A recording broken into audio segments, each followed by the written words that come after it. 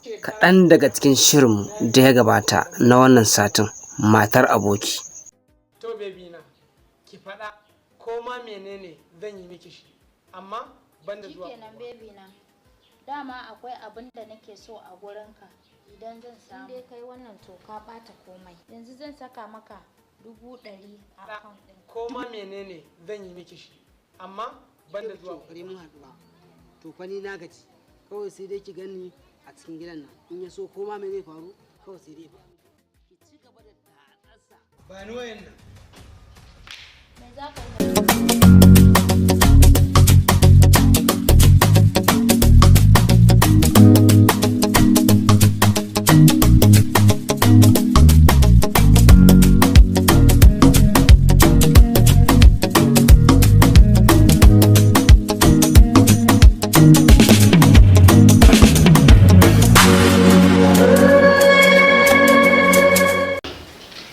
Me za ka yi da waya?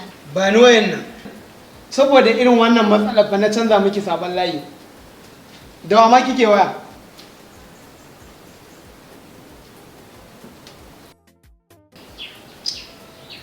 Kash.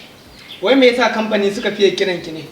Ko wani sabon layin za a canza miki ne? Kai, na gode wa Allah yau ma dai bai kama ni. Ah, baby na. Tunanin me kike yi kuma haka?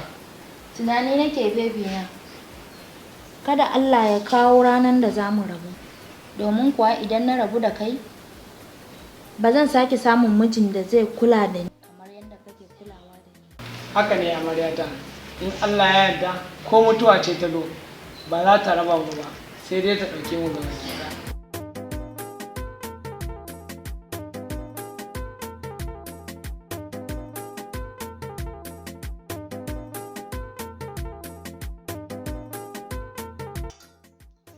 Assalamu alaikum.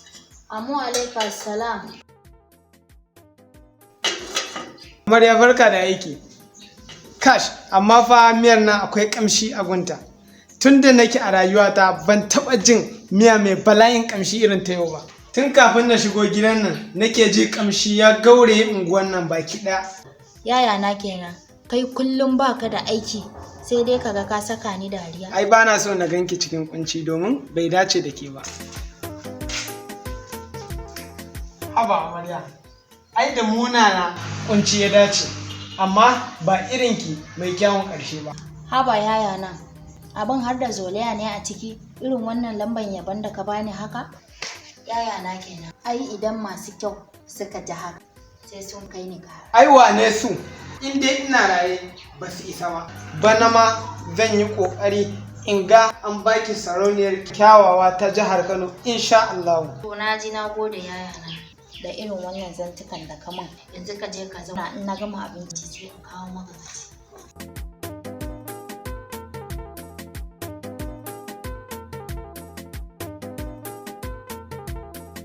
Baby na manta me yake dafa mana ne yanzu? Domin abincinki na san in dai an ci sau ɗaya sai an yi sati ba a ji yunwa ba saboda daɗi. Kai angona kana da abun ban dariya. To yau da miyan kwai nake yi maka wanda ba ka taɓa cin irin ta. Wow, kamar dai kin san I am like it. Saboda ban taɓa cin irin ta.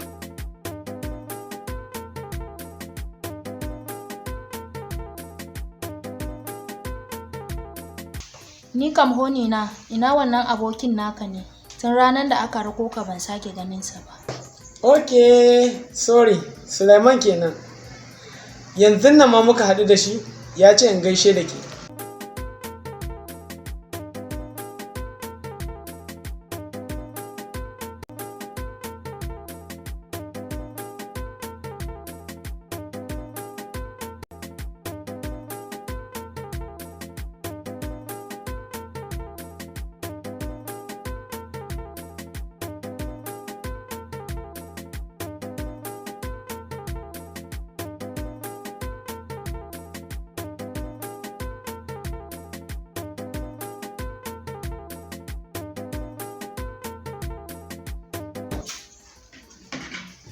Allah sarki abokinka mutumin kirki ne.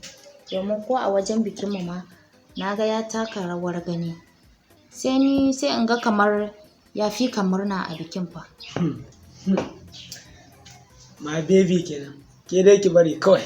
Abun ai ba a magana. A'a, ban gane ba. Kana nufin baya son bikin ne? A'a, ni ba ban faɗa ba. Wa ke kiran ka waya? Ha? Alhaji ne yake kira na. Allah ya sa dai lafiya. Bari in ɗaga na ji. Assalamu alaikum Alhaji. Ina wuni? Ya gida? Lafiya kalau alhamdulillah. Ok, to shikenan ga nan ina zuwa yanzu nan. Kin ga Alhaji ne ma yake kira na. Bari na zo. To ka je dai kada ka yi laifi a gun Alhaji. Ka san ba na son ka yi laifi a gun Alhaji ko? To shikenan baby na. Ki kula sai na dawo. Bye bye.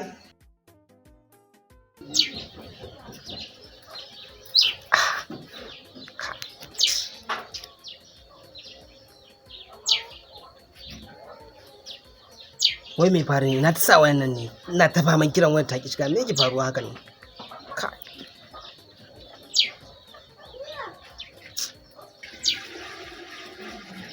Yawwa, na san me zan yi. Salamu alaikum. Amma alaikum salam. Shi wani mutum ƙwari ya cewa ki. To, waye shi? Ka san shi ne wanda ya aiko ka nan? To, kar ka faɗa wa kowa. Tashi ka tafi, na gode. Da sauri ta hajiya. Assalamu alaikum. Bayan dubin gaisuwa mai yawa tare da fatan kina lafiya kamar yadda nake lafiya. Ko da yaushe ina cikin bakin ciki da ɓacin rai a sakamakon baki a kusa da ni. Sannan kuma ina ta kiran wayarki ba ta shiga. Ji nake kamar na yi hauka bisa wannan dalilin. Shine naga wannan ita ce kaɗai hanyar da saƙona zai zo gurinki. Amma idan na yi laifi to ki yafe min bestie ɗina. Sannan kuma ina mai ƙara tabbatar miki cewa tsakanina da Allah da na san aurenkin da kika yi zai janyo min matsala kamar haka to da ban bar kin yi ba bestie ɗina. To don haka nake mai baki haƙurin cewar gobe ƙarfe 11 na rana idan baki zo mun haɗu ba to zan sha guba in kashe kaina. Inna lillahi wa inna ilaihi raji'un. Na shiga uku. Assalamu alaikum.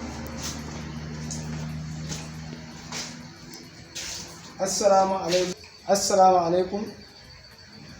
Sweetheart. Sweetheart.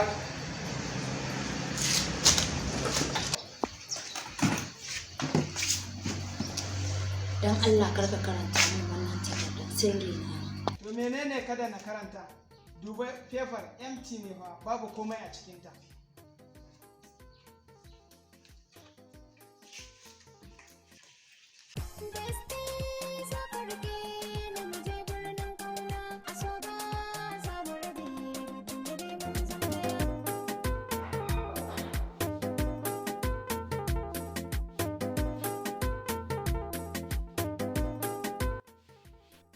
Amarya me yasa ko da yaushe nake ganin kina ƙara kyau kamar ɗawisu ga haske kamar tauraruwa. Gaskiya na yi sa'ar auren ki. Da ban aure ki ba da na yi asara babba. Ai kai ma na yi sa'ar samun ka.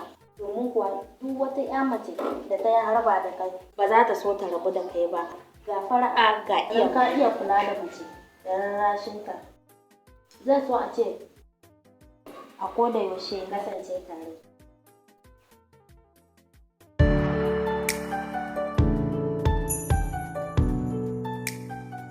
Fitan wajen ma ba na so kai, domin kuwa wasu matan a yanzu barayi ne, an sai su sace min kai. Wa! A'a, me ya faru farin watan zuciyata?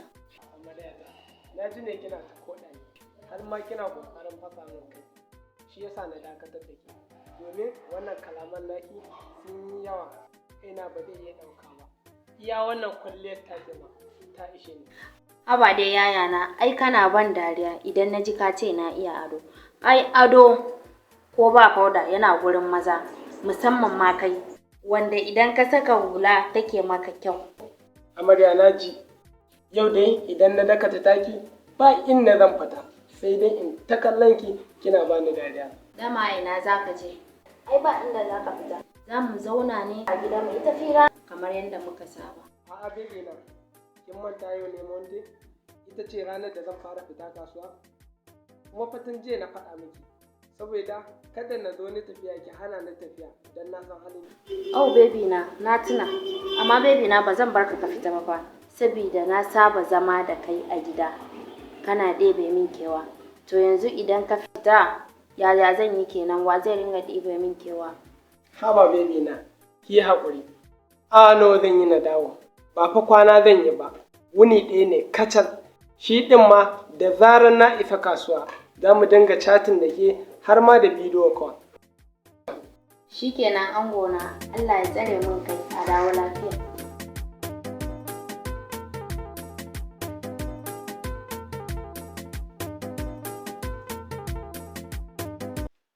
Yauwa yana na yi mantuwa.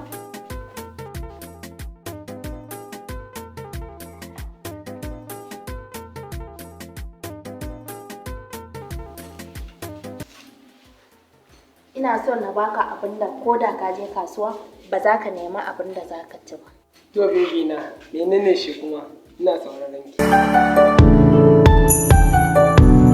love you too. Ni ma hakan ta, ki kula.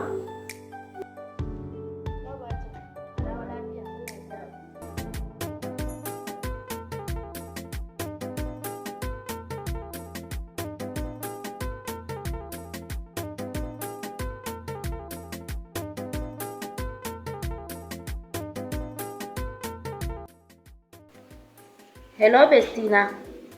Yau fa mijina ya tafi kasuwa kuma ba zai dawo da wuri ba sai da yamma. Yanzu ya kake ganin za yi? Kai dai karka damu. Komai na more rayuwa akwai shi a gidana. Kai dai kawai ka zo da wuri shine babban burina.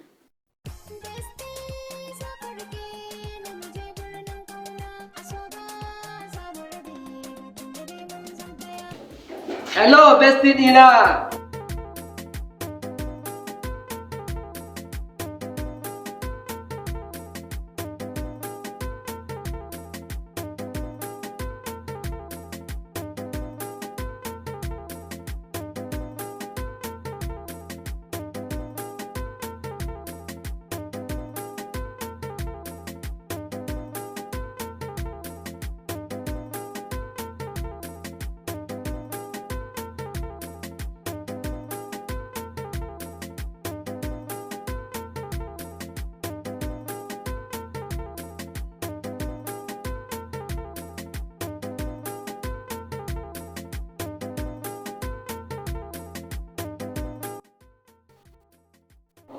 Wow, gaskiya bestina kin yi kyau fa.